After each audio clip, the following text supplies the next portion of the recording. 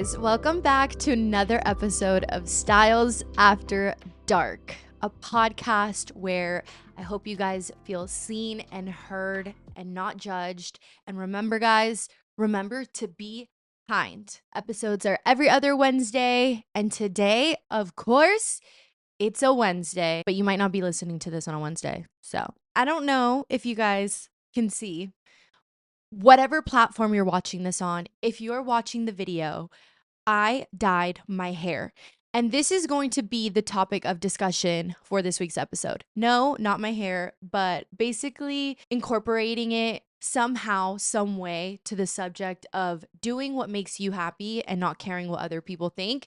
Because, Lord, I have struggled with that for so long. I'm still working on that. I think it's just an everyday battle. So I did dye my hair.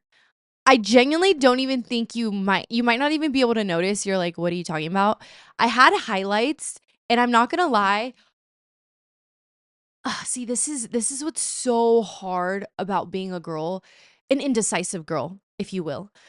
I feel like I get so indecisive about my look, and that could be the fact that I'm a hairdresser, which is so funny because for a long time I didn't touch or do anything to my hair except cut it. It was always just dark. I never even dyed it darker. It was just my natural, and I wouldn't touch it because I was just like, nah. But now I feel like I'm dipping my toe into the water, grabbing my toe and just slithering it into a pond and wiggling it, you know?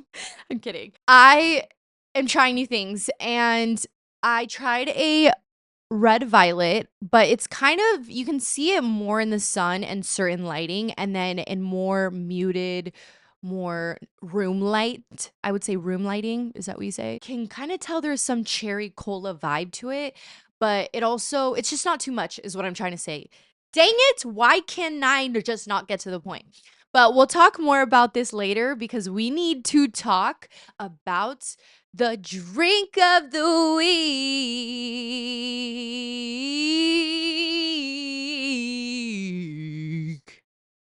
I didn't know that was going to happen. I think that was a slay. Okay, guys. Speaking of my hair and speaking of drink of the week, this week's drink of the week is poppy, obviously, and cherry lemonade. I don't like this. I don't like when I overthink a word. I don't like when I see a word I haven't seen before, and now I have to question if I'm smart enough to pronounce it. So it's cherry lemonade, Limeade, lamad, lamed, cherry lamed. I got this because I kind of have like red in my hair. Let's try it.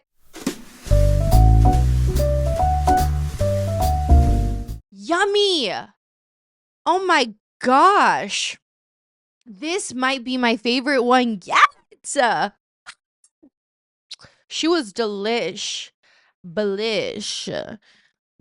That one right there, it's giving. It's giving back when I was 13 years old, going to every single restaurant saying, I want a cherry temple. Give me a cherry temple right now. And can I get extra cherries with that? Thank you. In my past few videos, I just don't know how to sit anymore. I get so uncomfortable because I don't want to slouch into the bed. So we're going to use this guacamole chip pillow that my grandma bought me, put it behind for some back support. Okay? So just ignore him. Just ignore Nacho Daddy. We're finally starting. I dyed my hair. To some people, it might think that I'm changing up my hair a lot, and they probably think like, oh my God, she can't keep a hair color, or I just got a new color. It's never that deep.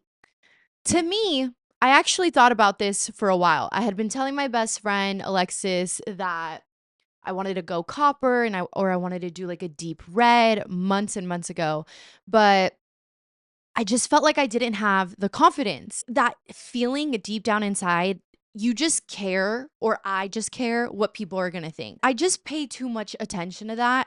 It's like that little voice, and you're scared to take the jump because you're trying something so out of your comfort zone. And that's another thing. It's not even about the people. It's also something out of my comfort zone that I'm trying and it's new and I've never done something this drastic. Like I did a cute little pink money piece and that was a big deal for me last summer. But then this is like my whole head.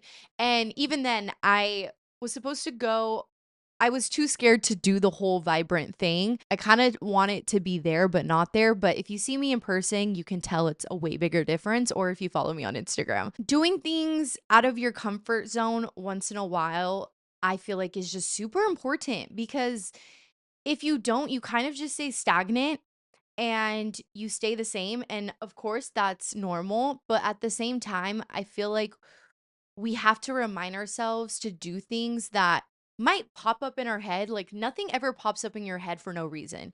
If you like a certain thing and you want to try it out or something catches your eye, we should go for it. And I think there's a little voice in the back of our head that sometimes keeps us from doing that, whether it's going to be a failure, the fear of failure in different ways. It can be like you're too scared to try something new because of the outcome, or you might not want to change something about yourself or try something on yourself that's different, like a hair color or a haircut, because you might actually lose control of yourself. You might actually spiral if it goes wrong. But I'm here to say life is too short, people, okay?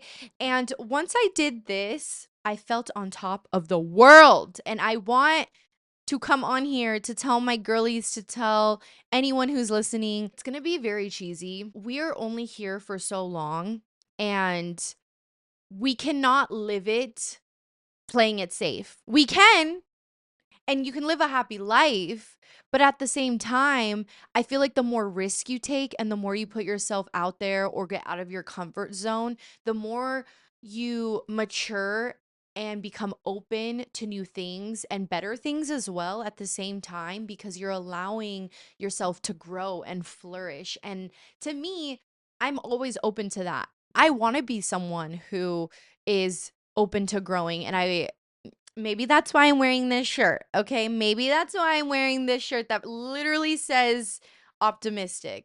And if any of you are trying to be a little more optimistic, we got to get going. So, how do we get the confidence? I think it really comes to the root of the problem. The root of the problem can typically look different for everyone, but I think it always comes down to three factors. And these three factors are just my opinion. I'm speaking from the heart. So, no, don't go Googling if this is a fact, because this is a fact for me. Sophia, asksophia.com. One of them can be insecurities that you're not good enough to do something or try something that has popped up in your head to go for it, right? You don't have the confidence.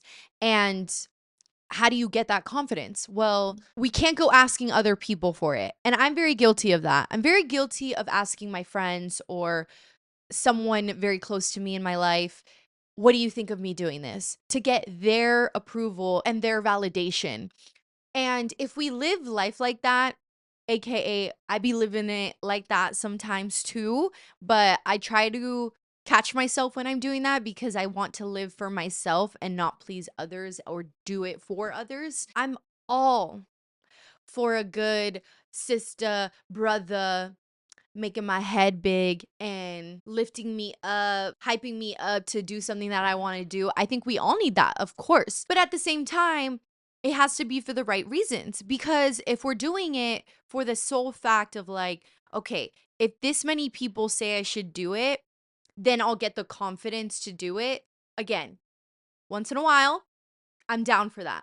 But if it's for most things in life, then you're being codependent and you're not really doing and living for you. And so be aware of that. Ask yourself why you want to do that thing, or why you want to take that opportunity, or why you want to try something new like that. Because it could be different for everyone. Then you can really decide for yourself, okay, I want to do it for this reason. And when it came to my red hair, I really wanted to do it because it was different and I felt like it would look good on me. And I saw girls doing it that it looked beautiful on. I wanted a new look. And that was really what I wanted. And you just have to listen to that voice because you yourself, the idea came. Listen to yourself and do that thing. I definitely think it's a work in progress. Not caring what other people think is actually really hard if you've been caring for a long time. I've been getting really into content and my social media, but on Instagram. And I don't know about you guys, Instagram is very, I feel like Instagram is a little more judgmental than TikTok. Like TikTok, you can mess around, but Instagram's just a little more serious. It's getting better for sure. I'm like, oh, there's a few more critiques on this little cute app, and it scares me a little bit. One thing that has really worked for me when it comes to content creation or my journey with not caring what others think of me is if I even start to think, "Oh, is what is this person gonna say? What is that person gonna think?" Then I post it. I'm like, "Okay, nope. If you're doing that already, you're not doing it for yourself." It's more the act of being aware and the act of catching yourself in those moments, because if it's something you're trying to work on, you have to be patient with yourself and have grace and know that it's all gonna work out. It takes time. That's the part that some people don't see, that we don't struggle with, which is why I wanna talk about it, is I am not like w no one is perfect. Some of us more than others are battling with these things on a daily basis. One of the biggest things recently for me with all this growing that I'm doing, I genuinely think the frontal lobe thing is a real deal. At least for my brain, that frontal lobe is developing because the amount of work I've been having to put in for myself to become a better person, and the things I have become aware of, and the things I'm learning, and the mistakes I'm doing, and the failures, feel like I'm woke right now, okay? I'm like, "Oh my gosh, all these this and that, it's making me become a better person." Like I actually care to become a better person, and obviously that's always been a thing for me. Now it's different cuz this lobe, my friend, Lober, things I started working on a year ago are now barely, barely getting better. And I see the difference from when I started working on myself with that particular thing a year ago. So just stay with it. Believe in yourself with that thing that you're struggling. If you're struggling with content, if you're struggling to do things that make you happy, and especially if it's has to do with other people and caring what other people are going to say or do or think, then this is for you. That brings me to my next point. I constantly have a lot of people always asking me how I do content creation without cringing at myself, or how I started getting videos and being able to talk to the camera. And I always say the same thing. It wasn't that easy. I've been doing it now, I think, for over a year and a half. Now I'm talking about it because I have a podcast and I want to talk about things that I don't always get to shed light on when it comes to my social media in other platforms. The thing is no one saw, I came from nothing. I came from such an insecure place when I started doing content. And most of us who do it have imposter syndrome. Most of us battle with that. I talk to people with it all the time. And so I think it's just this feeling, dude, I promise you, that girl who has 1 million followers at some point probably did think she was cringe. At some point, she probably was questioning almost every video that she was posting. And so was I. And so was he. A lot of content creators had to start from somewhere, but it all comes down to comfort zones. Push yourself past your limits. Push yourself to be to new things, and new things are uncomfortable. Doing things that you're not good at from the start is uncomfortable, and it can be really hard to constantly fail. And I think that's why a lot of people give up, because or don't even apply themselves, because the minute they feel not good, it's a no for them. If you truly think that you have a passion for something, especially content creation, or you want to do something out of your comfort zone, you need to live for you and you need to start now. People make excuses and they feel like they'll do it in 2 months because that's when everything's going to be good. And again, very cliche, but there's never going to be a good time. There might be for some people, like maybe you think you need a nice luxury apartment like that influencer in order to have a successful TikTok account with like home stuff. But to be real with you, I see content creators all the time with also just as many followers, and they have started with just a normal kitchen. It's not high class or modernized. And I really think it's just applying yourself. And sometimes it takes a long time. People want that instant gratification. You want that dopamine hit. And sometimes when you're following your dreams or your passions or your career, you don't get that. It doesn't come sometimes for 5 to 10 years. I've heard people that have been doing things for 10 years and the success doesn't even come until 12. That's my piece, okay? And just to go back to my hair, because he, new hair, kidding. Um, I did it. It was scary. But now I feel like I did something for me. I remember even when I did the pink hair, I kind of had the same reaction. I was like, oh my gosh, people are going to put me in this category. People are going to stereotype me. It's like, who cares, Sophia? A lot of people are like, oh, like red hair gives like a lot, like it gives more Latina vibes. And for a long time, this is honestly silly, but I didn't want to be stereotyped like, oh, because you dress like this, you must be Latina. And I don't know why, because I am very proud of my culture. And you know what? Now I'm like her. The red violet makes that random person think that I'm more Latina. Okay, slay. Thank you. Kisses. There's other kinds of stereotypes and I just cared so much what other people would the category that they would put me in. It's this thing of constantly living for someone else. And it's a joke. And I don't want to play this joke anymore. It's disgusting. It makes me actually ill. And I want to live for me. You know who you are. And that's all that matters. We don't have to live up to other people's expectations.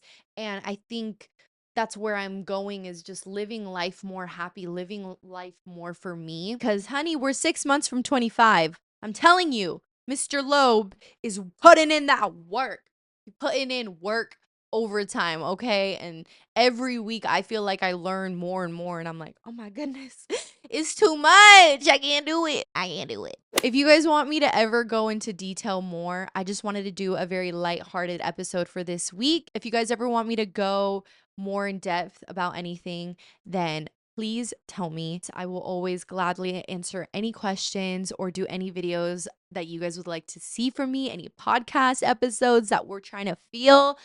And yeah, remember to follow all my socials, Sofia Styles After Dark or Sofia Styles LV for my personal.